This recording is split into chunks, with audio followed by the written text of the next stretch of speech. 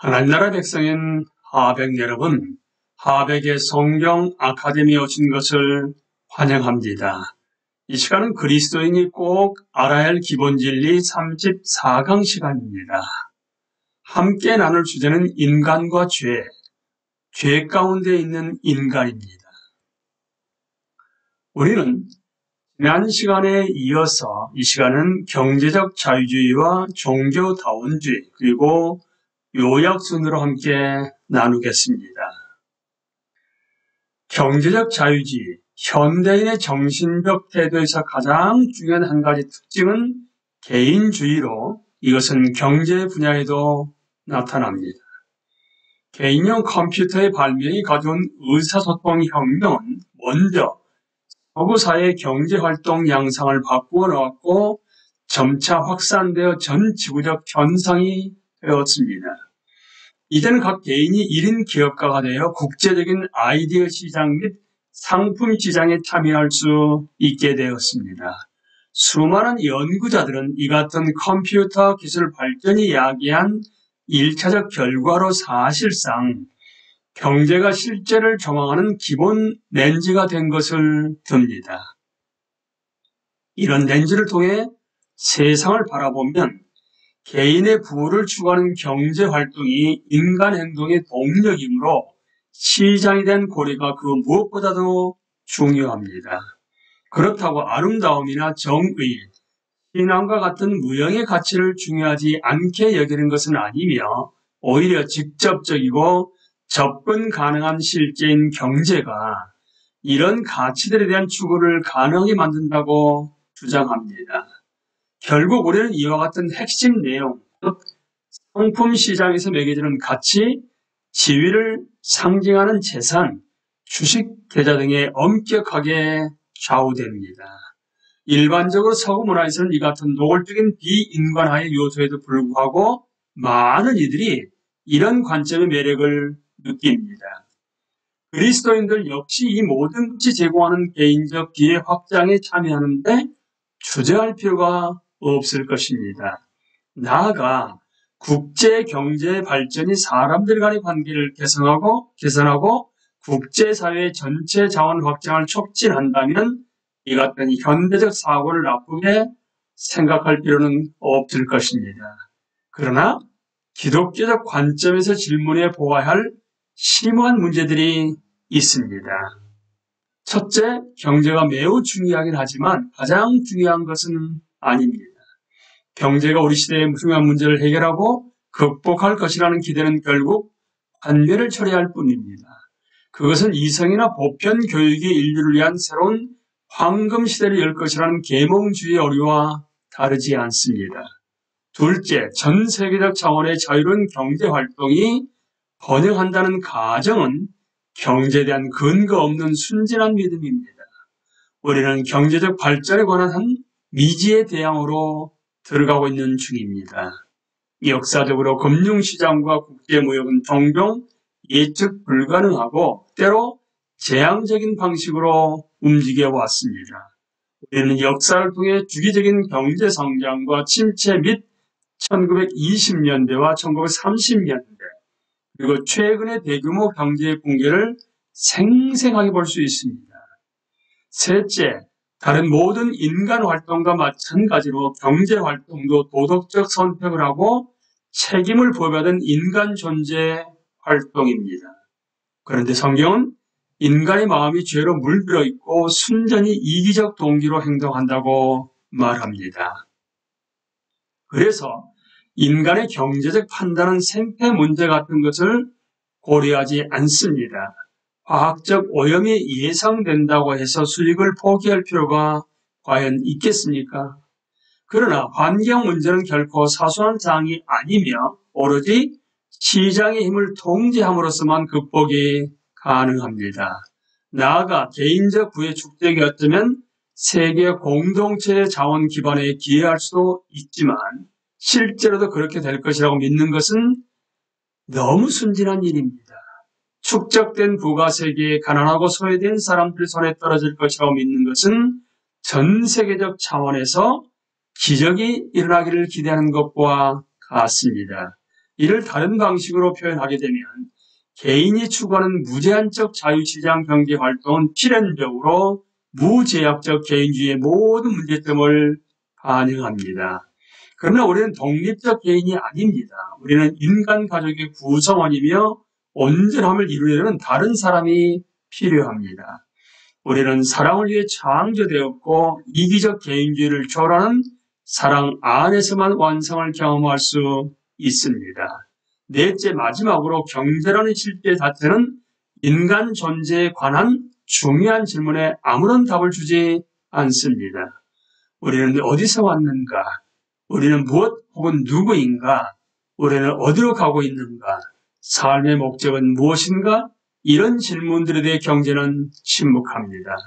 그러나 이 질문들은 결코 완전히 사라질 수 없으며 시대마다 개인적 삶과 사회적 삶 속에 얼마나 깊이 묻혀 있든지 간에 조만간 반드시 표면으로 떠오릅니다.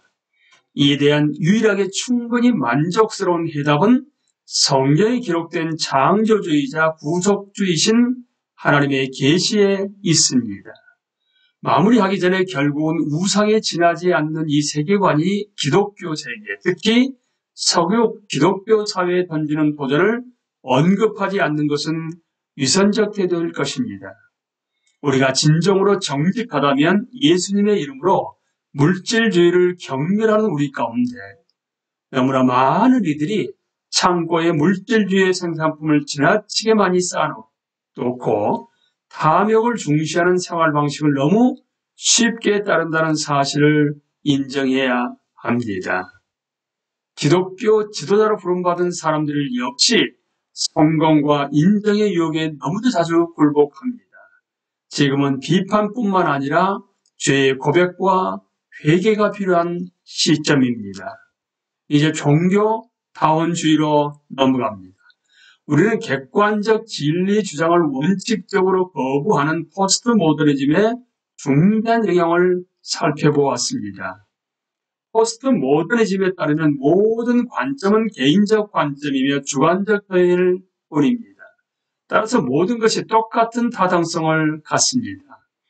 종교 영역에서 이런 자세는 어떤 종교적 방법이나 체계도 진리를 독점적으로 소유했다고 주장할 수 없다는 다원주의적 접근 방식으로 나타납니다.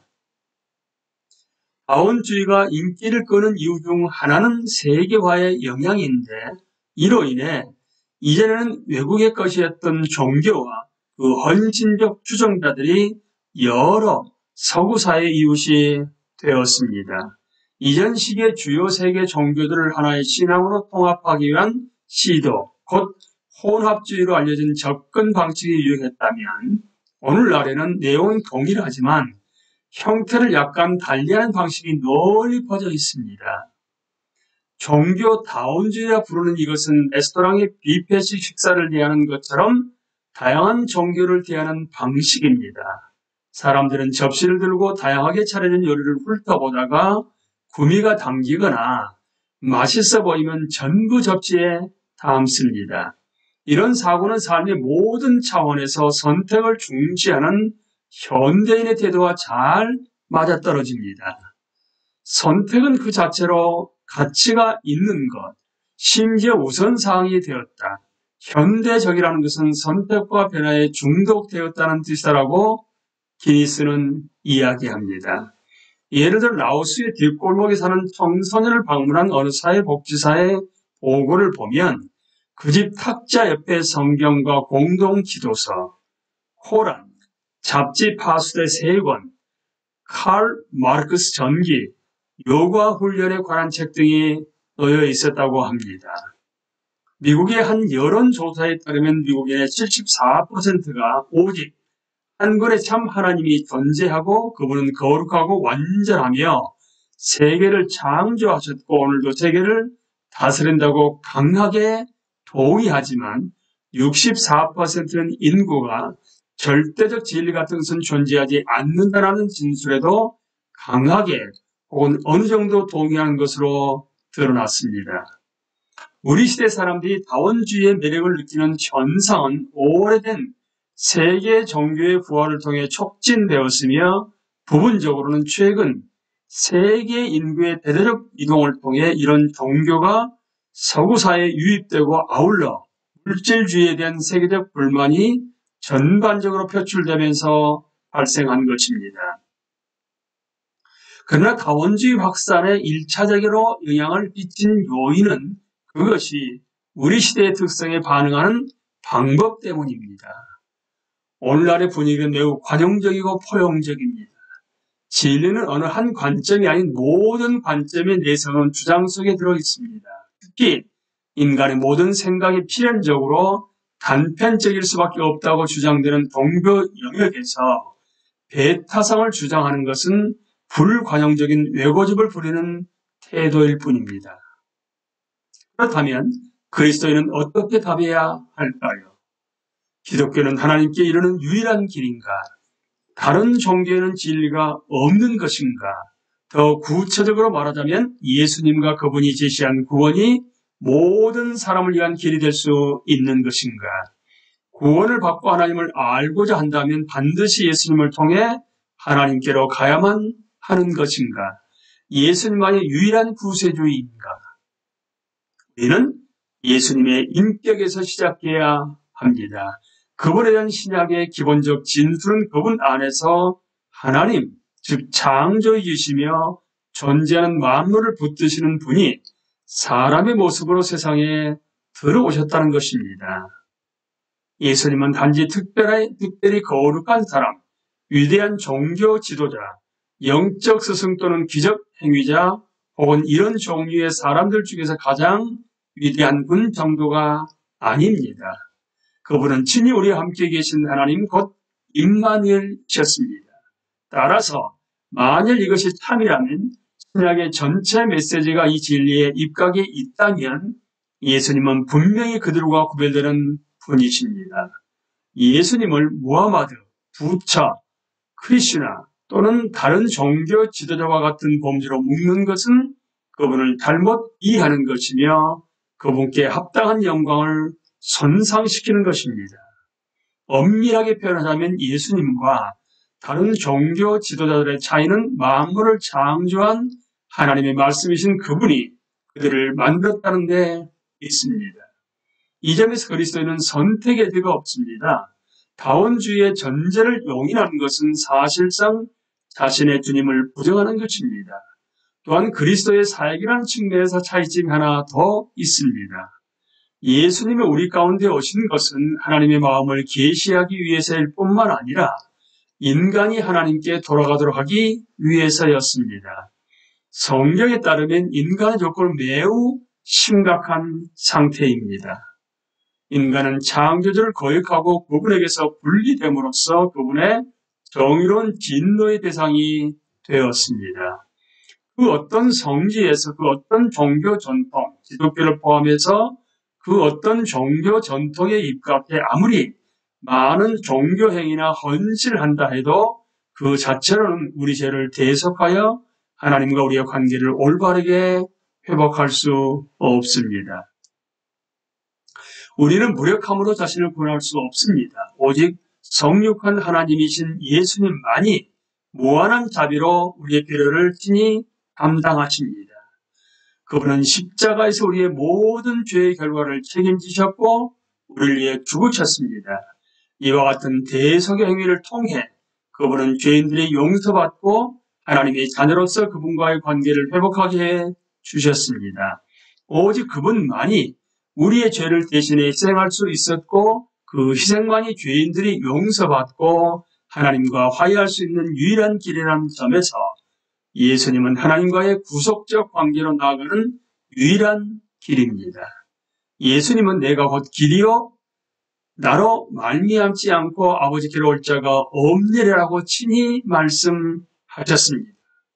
베드로 역시 이 점을 강하게 확인했습니다. 예수 그리스도 아닌 다른 이로서는 구원을 받을 수 없나니 천하 사람 중에 구원을 받을 만한 다른 이름을 우리에게 주신 일이 없습니다. 나아가 예수님은 죽은 자 가운데서 부활하셨고 지금도 살아계십니다. 현재 우리는 믿음을 통해 그분과 지속적으로 관계를 맺으며 살아계신 예수님을 압니다. 그리스도인은 예수 그리스도와 인격적 관계를 맺는 사람입니다. 이는 예수님의 지속적인 인간성 가운데서 하나님이 우리 삶을 공유하신다는 뜻입니다. 다른 종교 창시자나 스승들과 달리 예수님은 여전히 우리 가운데 살아계십니다. 설령 사람들이 그분을 믿지 않거나 모른다 해도 여전히 그분은 모든 사람의 개인적 삶과 사회적 삶을 다스리는 주님으로서 살아계십니다. 마지막으로 예수님은 재림하실 것입니다. 그분은 주님으로서 미래의 모든 인간의 삶과 운명을 판심판하고 결정하실 분이십니다. 그분은 이미 우주의 보좌에 오르셨고 성경은 특히 예수님이 친히 하신 약속들로 가득합니다. 성경은 역사가 그리스도의 영광스러운 자기 현현 곧 그분의 재림으로 막을 내릴 것이며 그때 예수님이 그분을 시인하는 모든 사람과 함께 영원한 시대를 시작할 것이라 약속합니다. 이렇듯 네 가지 지점, 예수님이 태어나신 베들레헴의 구유, 우리를 위해 죽으신 갈보리의 십자가, 부활하신 후 비어있던 예루살렘의 무덤, 재림 시 밝히 드러날 영광과 함께 새로이 펼쳐질 인류 역사에서 예수님은 다른 인물들과 현격히 다릅니다. 그분은 유일무이하십니다. 그분만이 하나님이시며 하나님을 우리에게 그리고 우리를 하나님께로 이끌어 주십니다. 그러나 신약의 교훈을 이런 식으로 이해한다는 것이 다른 종교의 길에는 진리가 전혀 없다거나 하나님이 그 속에서 일하실 수 없다는 뜻이 아닙니다. 하나님은 세상을 사랑하시며 세상이란 곧 그분이 만든 모든 사람들을 의미합니다. 하나님은 그분의 모든 피조물과 멀리 떨어져 있지 않습니다. 그분은 모든 피조물의 삶을 유지하십니다. 하나님의 창조행으로 인해 모든 사람이 그분 안에 존재하는 그분의 자녀입니다. 물론 살아계신 하나님이 자리에 우상을 세워놓고 하나님 앞에서 자신을 정당화함으로써 그분의 심판과 은혜에 저항하려는 뿌리 깊은 본능이 인간의 마음에 존재한다는 점을 잊어서는 안 됩니다. 이때 종교, 그러니까 그리스도에 대한 살아있는 믿음이 제기된 기독교를 포함해서 이때 종교는 이런 회피를 시도하는 주요 수단이 될 수 있습니다. 이러한 종교가 인도하는 길은 우상 숭배와 자기 의라는 두 가지 유혹을 결코 피해가지 못합니다. 그러나 능하지 못하심이 없고 사람의 외모를 보지 아니하시고 모든 사람이 구원을 받으며 진리를 아는 데 이르기를 원하시는 하나님은 사도행전 10장에서 로마 백부장의 마음에 역사하셨듯이 다른 길을 따르는 사람들의 마음 안에서 일하셔서 예수 그리스도의 복음을 듣도록 인도하시고 그분을 통해 구원을 발견하게 하실 수 있으십니다. 이제 요약으로 넘어갑니다. 성경은 인간에 대해 두 가지 기본 내용을 가르칩니다. 첫째, 우리는 하나님의 피조물이며 그분의 형상으로 지어졌습니다. 우리는 우연한 결과물도 하급관리도 아닙니다. 인간은 한때 창조주 앞에 빛나는 존재로서 있었습니다. 둘째, 우리는 하나님과 그분의 뜻을 배반한 죄인들이며 알게 모르게 하나님을 거역하며 살아가고 있습니다. 파스칼은 이런 진리들을 종합해서 다음과 같이 표현했습니다. 인간은 이전에 우월한 지위에서 쫓겨나고 패배하고 타락한 왕자를 빼앗긴 군주와 같다. 그러나 우리는 과거의 자신을 결코 잊을 수 없기 때문에 자신이 마땅히 되어야 할 모습을 분명히 알고 있다. 인간을 피조물이자 죄인으로 보는 이러한 성경의 가르침은 복음의 다른 모든 인간학과 비교할 때 스스로의 가르침이 진리임을 입증합니다. 강의를 마치겠습니다. 감사합니다.